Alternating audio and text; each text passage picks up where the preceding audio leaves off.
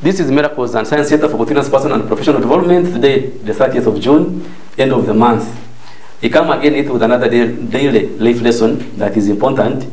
And this focuses on us as human beings not being able to accept certain things in our society, and yet we easily accept them when they're happening in the animal kingdom.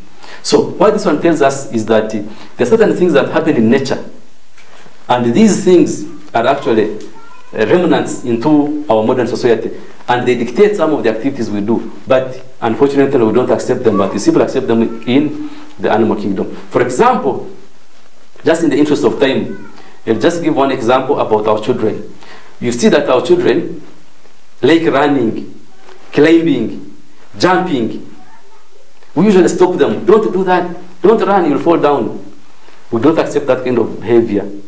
But we know that actually that is reminiscent of our ancestors, speaking from an evolutionary point of view. That our ancestors, the way they used to live, a hunter-gatherer lifestyle, they used to run after animals, chase animals, run away from animals, climb trees, do all those things that children do. They are reminiscent of that kind of lifestyle of ancestors. Secondly, we find that in most cases our children like picking up things, putting them in the mouth, touching this, touching that, smelling this, throwing away that. Just typical of our ancestors. That is the kind of lifestyle they lived.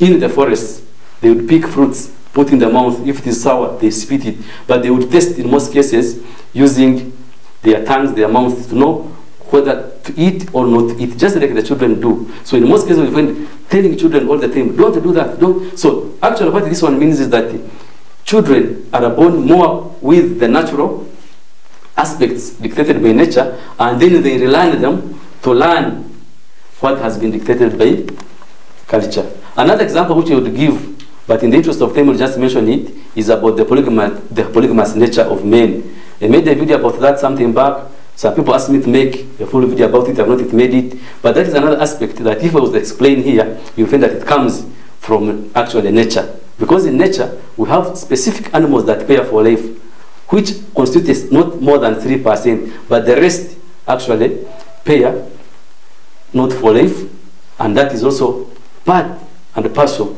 of human nature, which we borrow from actually nature.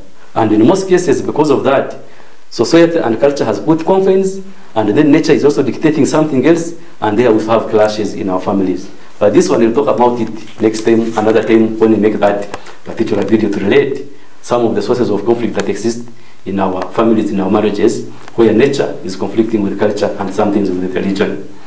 Therefore, in summary, it is important that in consideration of accepting nature, we need to reflect on how ancestors lived and be able to borrow some of those genetic traits that we have inherited to the present day that determine our activities. This has been a daily lesson for today.